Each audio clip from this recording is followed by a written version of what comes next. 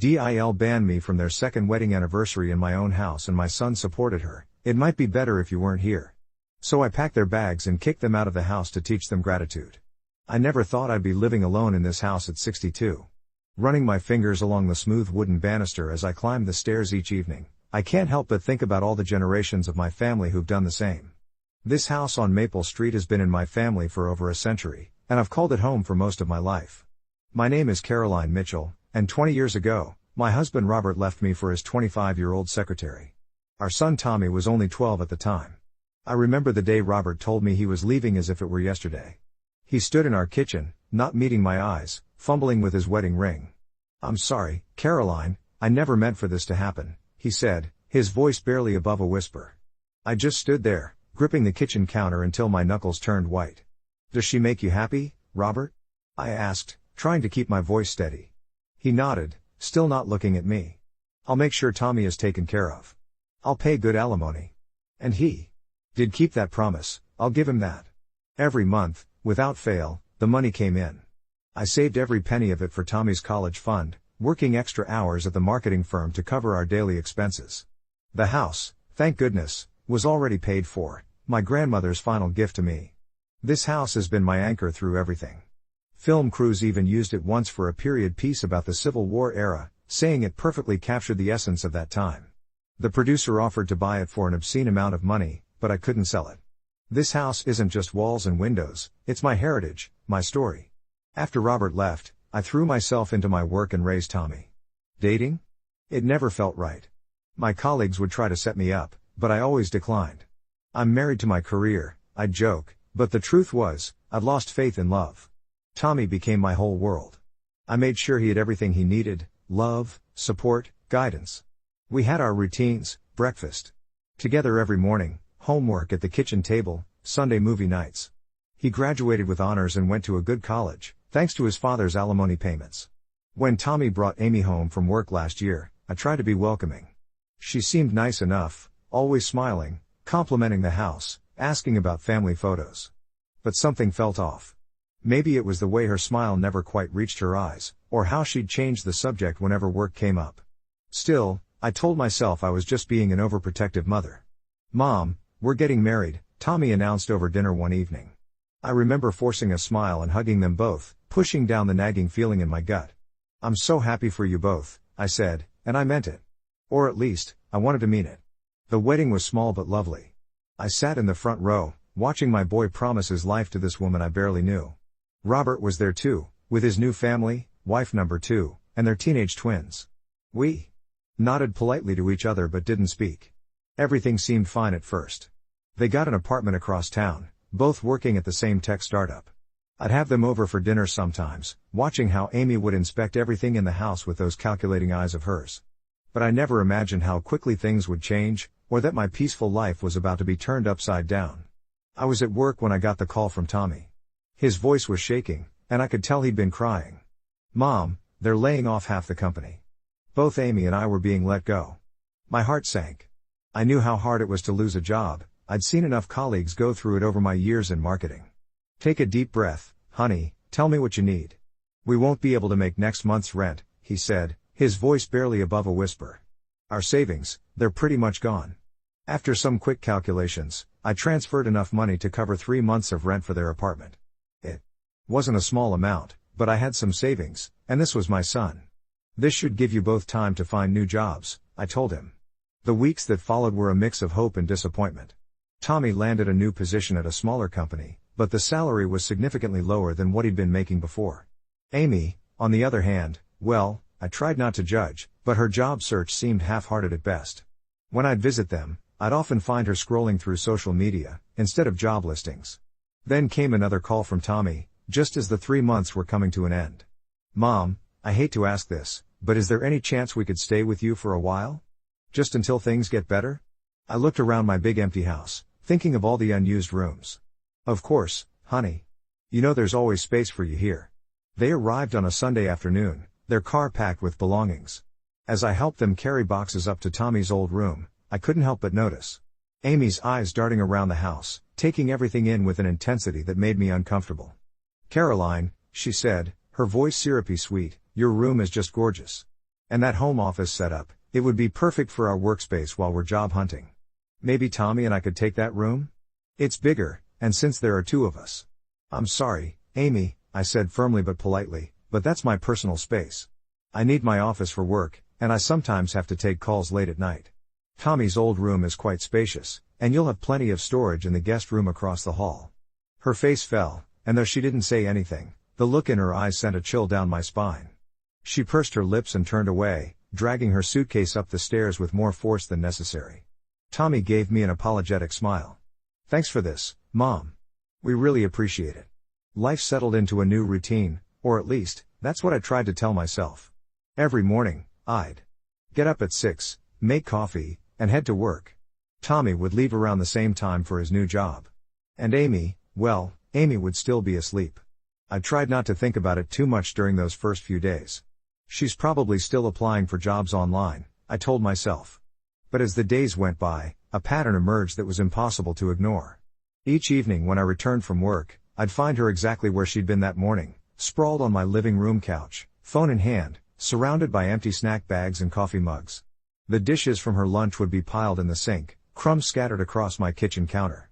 How was the job search today? I'd ask, trying to keep my voice light.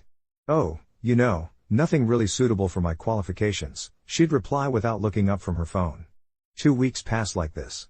The house, which I'd always kept immaculate, was starting to show signs of neglect. Dust gathered on the furniture, dishes piled up, and laundry overflowed. From the hampers. After a particularly long day at work, I decided it was time for a gentle conversation. We were sitting at dinner, a meal I'd prepared after cleaning the kitchen first. I cleared my throat nervously. Amy, honey, I began, keeping my voice as gentle as possible. I was thinking, since you're home during the day, maybe you could help out a bit with the housework? Just until you find a job, of course. The change in her expression was instant. Her fork clattered against the plate, and her eyes welled up with tears. I knew it, she cried, turning to Tommy. I knew she'd try to turn me into her maid.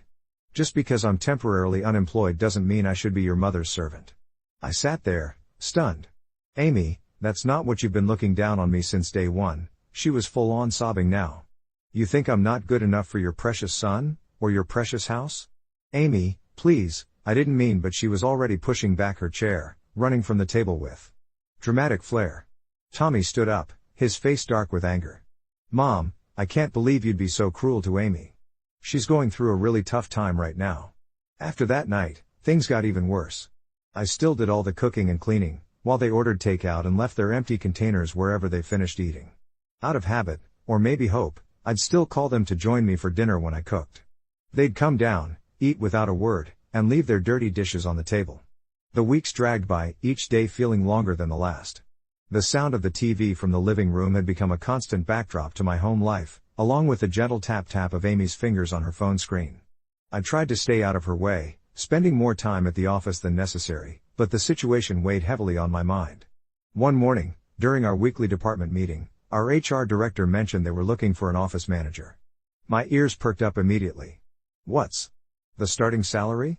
I asked as casually as I could. $45,000 to start, she replied. But there's room for growth.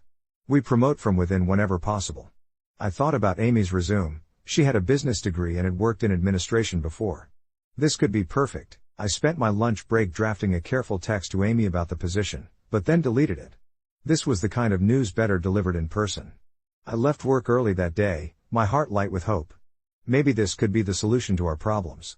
I found Amy in her usual spot on the couch, scrolling through her phone. A half-eaten bag of chips lay on the coffee table, crumbs scattered across the surface. Amy, I said, trying to keep my voice bright and encouraging. I have some good news. There's an opening at my company for an office manager. It's entry-level, but there's real potential for advancement. The starting salary is decent, and I could drive you to work. We could commute together. She shot up from the couch, sending the chip bag flying. Are you serious right now? An office manager? Do you know what my qualifications are? I just thought. You thought what, that I'd be happy to fetch coffee and organize paper clips? Her voice was rising with each word. I have a business degree. I was a project coordinator. Amy, please, I didn't mean I know exactly what you meant. She was practically shrieking now. You think I'm a freeloader? You think I'm lazy? You can't stand the fact that I'm not working, so you're trying to force me into some degrading position. Just then, Tommy walked through the front door, his timing impossibly bad. What's going on? He asked, looking between us. Amy rushed to him, tears streaming down her face. Your mother just insulted me again. She thinks I'm a freeloader. She's trying to force me to take some menial job as an office manager. I stood up, my hands shaking. Tommy, that's not true. I was just trying to help. There's an opening at my company, and I thought. Mom, stop. Tommy's voice cut through the room, like a knife. Why do you always have to do this? Why can't you just leave Amy alone? Do what? I asked, genuinely confused. I'm just trying to help. Help? Amy scoffed through her tears. You're trying to humiliate me. She ran up the stairs, her dramatic sobs echoing through the house. Tommy gave me a look of pure disappointment. I never thought you could be so difficult to live with, Mom, he said, shaking his head. You're constantly starting drama. It's like you can't help yourself. He followed his wife upstairs, leaving me standing alone in the living room. I sank back into my chair, my half-finished coffee growing cold in my hands. Starting drama? I whispered to myself, the words tasting bitter in my mouth. In all my 62 years, no one had ever accused me of being dramatic. The days turned into weeks, and I learned to keep my mouth shut about the job situation. The mere mention of work would make Amy's eyes narrow dangerously, so I stopped bringing it up altogether. It was easier that way, even if it meant watching her waste her days away on my couch. Things changed when Tommy got his first big commission at work. Suddenly, Amy was going out more often, returning with shopping bags from expensive boutiques and fresh manicures that probably cost more than our weekly grocery bill. Not once did she think to pick up laundry detergent or paper towels. Those mundane household items remained my responsibility. I kept hoping that with Tommy's improved income, they'd start looking for their own place. Each morning, I'd check the local rental listings on my phone, imagining them finding a nice apartment across town. But they seemed perfectly content to stay put, making themselves more and more at home in my house. One evening, I came home to find Amy excitedly chatting on her phone in my living room. Oh my God, yes, the house is absolutely perfect for a party, she was saying. You should come. I'm so excited to be back in my new home. I'm so excited to be back in my living room. Oh my God, yes, the house is absolutely perfect for a party, she was saying. You should see the vintage chandelier in the dining room. It'll look amazing in photos. I set down my briefcase, my stomach already nodding. What party? She hung up and turned to Tommy, who had just walked in. Babe, we should definitely have our anniversary party here. Can you believe it's been almost 2 years? Where exactly are you planning to have this party? I asked, though I already knew the answer. Here, of course. Amy gestured around my living room. This house is gorgeous, Caroline. All our friends will love it. I'm thinking we could set up the bar in the foyer, and maybe move some furniture around in the living room to create a dance floor. Shouldn't you have asked me first? I interrupted, trying to keep my voice level. But Amy was already scrolling through her phone. We should invite the Hendersons, and maybe that new couple from your office, Tommy. Oh, and we absolutely need to call that catering company we used for New Year's. I turned to Tommy, hoping he'd say something, but he was nodding along with his wife's plans, a smile on his face. Later that evening, I cornered Tommy in the kitchen. Mom, I know what you're going to say, he started, but it would mean so much to Amy. She's been feeling down lately, and this would really lift her spirits. This is my house, Tommy. You can't just decide to throw a party here without asking me first. Please, Mom, he gave me that look, the same one he used to give me when he wanted extra dessert as a child. I promise we'll take care of everything. I'll even hire a cleaning service to come in afterward. You won't have to lift a finger. I stood there, looking at my son, this man who used to be the considerate boy I raised, and felt my resolve crumbling. Fine, I sighed, already knowing I'd regret this decision. But I want everything back in its proper place afterward. Thanks, Mom, you're the best. He hugged me quickly and bounded up the stairs to tell Amy the good news. The week leading up to the party was a whirlwind of activity, none of which I was included in. Amy took over my house like a general, planning a military campaign. Delivery trucks came and went, bringing everything from fancy tablecloths to crystal champagne flutes. She rearranged my furniture without asking, pushing my favorite reading chair into a corner to make room for a makeshift dance floor. I kept my distance, retreating to my office whenever possible. Still, I couldn't help but overhear her endless phone conversations about appetizer selections and wine choices. My grandmother's antique vase was moved to make room for elaborate flower arrangements, and my family photos were taken down to be replaced with string lights and paper lanterns. Friday afternoon, I left work early. I had even bought a new dress for the occasion, nothing too fancy, just a simple navy blue cocktail dress that I thought would be appropriate. As I pulled into my driveway, I could see cars already lining the street. I took a deep breath and walked up to my own front door.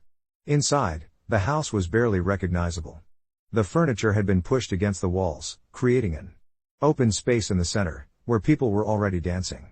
The air was thick with the smell of catering food and expensive perfume.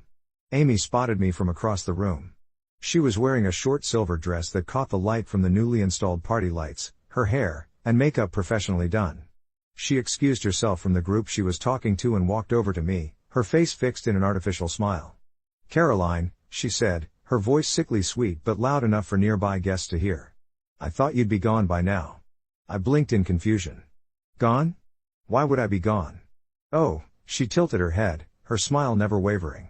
"I guess I forgot to mention, this party is really just for our friends. You know, young people? I assumed you'd make other arrangements for the evening. Maybe get a hotel room?" I stood there, stunned, as a few of her friends nearby giggled into their champagne glasses. "This is my house," I said, my voice barely above a whisper. "Yes, and you've been so generous letting us use it," Amy said, patting my arm condescendingly. "But you have to understand, having someone's mom at an anniversary party is kind of a buzzkey." I looked past her to Tommy, who was standing nearby, watching this exchange. Surely he wouldn't allow this. Surely he would step in and defend me. "Mom," he said, walking over. "Amy's right. This is really more of a young people's party. It might be better if you weren't here." In that moment, something inside me, something that had been stretching thinner and thinner over the past months, finally snapped. Without a word, I turned and walked up the stairs. Behind me, I could hear Amy's smug voice, "See? I knew she'd be reasonable about this. She's probably just gone to pack an overnight bag." I entered Tommy's old room, their room now, and pulled their suitcases from under the bed. My hands were steady as I began emptying drawers, folding nothing, just throwing their clothes into the bags. Designer dresses, expensive suits, all the things they'd bought with Tommy's new salary, into the suitcases they went. I stripped the bed, wrapped their toiletries in a towel, and added those too. The music thumped below as I dragged the heavy suitcases down the stairs, one in each hand. The sound of them bumping against each step drew everyone's attention. The crowd parted as I entered the living room, faces turning from their conversations to watch the scene unfold. "Mom?" Tommy's voice cracked. "What are you doing?" I dropped the suitcases in the middle of the makeshift dance floor. "You're leaving? Now? The party's over." Amy's face contorted with rage. "What the HLL do you think you're doing?" she screamed. "You can't do this." "This is my house," I said, my voice deadly calm. "You have exactly 5 minutes to leave before I call the police and have you removed for trespassing." "Mom, come on," Tommy laughed nervously. "You're joking, right?" I pulled out my phone. 4 minutes. The guests began shuffling toward the door, muttering among themselves. Some were already calling Ubers. "You deranged old fool." Amy stepped toward me, her finger pointed at my face. I moved so quickly it surprised even me, closing the distance between us until we were nose to nose. "Call me one more name," I said, my voice low and dangerous, "and I'll show you exactly how much fight this old fool has left in her. Try me." The color drained from Amy's face. She stumbled backward, grabbing the nearest suitcase. Tommy stood frozen for a moment, before reaching for the second bag. "Mom," he started. "Get out." They walked to the door, Amy still muttering curses under her breath. Tommy looked back once, but I had already turned away, beginning to take down the tacky decorations they'd hung on my walls. After they left, I surveyed the abandoned party scene, tables loaded with untouched food, half-empty champagne glasses scattered everywhere, my grandmother's vase thankfully still intact. I began boxing up the catering trays. The local homeless shelter was still open, at least some good could come from all this food. The weeks after the party passed quietly. Too quietly, perhaps. But after months of chaos, the silence in my house felt like a blessing. I put everything back in its proper place, my reading chair returned to its spot by the window, my family photos back on the walls, my grandmother's vase centerpiece on the dining room table. News travels fast in small towns. Sarah, my friend who works in real estate, told me Tommy and Amy had rented a 2-bedroom apartment in the new complex across town. Funny thing, She said over coffee one morning, Janet from the leasing office is an old friend. Says they almost didn't pass the credit check, but Tommy's new salary just barely got them approved. I sipped my coffee and said nothing. More stories trickled in. Martha, whose niece lives in the same building, reported that the property manager had already given them 2 warnings about the state of their apartment during routine inspections. The place is a mess, Martha confided, shaking her head. Garbage piling up, dishes in the sink for days. Sound familiar? I just nodded, remembering my own kitchen during their stay. Then came word of the arguments. They weren't exactly subtle about it. The neighbors could hear them through the walls, Amy screaming about Tommy's pathetic salary, how she was sick of living in a dump, how none of her friends had to live like this. Tommy fires back about her refusing to work, to cook, to clean, to do anything at all really. They say she throws things sometimes, my friend Linda whispered during our weekly lunch. Tommy was seen sleeping in his car one night last week. Each story made my heart ache a little. Not for Amy, I was done wasting sympathy on her. But for Tommy, he was still my son, despite everything. Sometimes I pick up the phone, my finger hovering over his number, but I always put it down again. This is his lesson to learn, his path to walk. The house feels different now. Peaceful, yes, but also waiting. Like it knows this isn't the end of the story. Some nights, as I sit in my reading chair with a cup of tea, I look at the photos on the wall, Tommy's graduation, his first baseball game, the 2 of us at the beach when he was 10. I remember the little boy who used to run to me with skinned knees and broken toys, trusting that mom could fix anything. But I can't fix this for him. He needs to see it for himself, to understand what he's become and find his way back to being the person I raised him to be. Until then, I'll be here in our family home, keeping his room ready, just in case. Not for Amy, that bridge is well and truly burned. But for my son. When he's ready to apologize, to talk, to rebuild.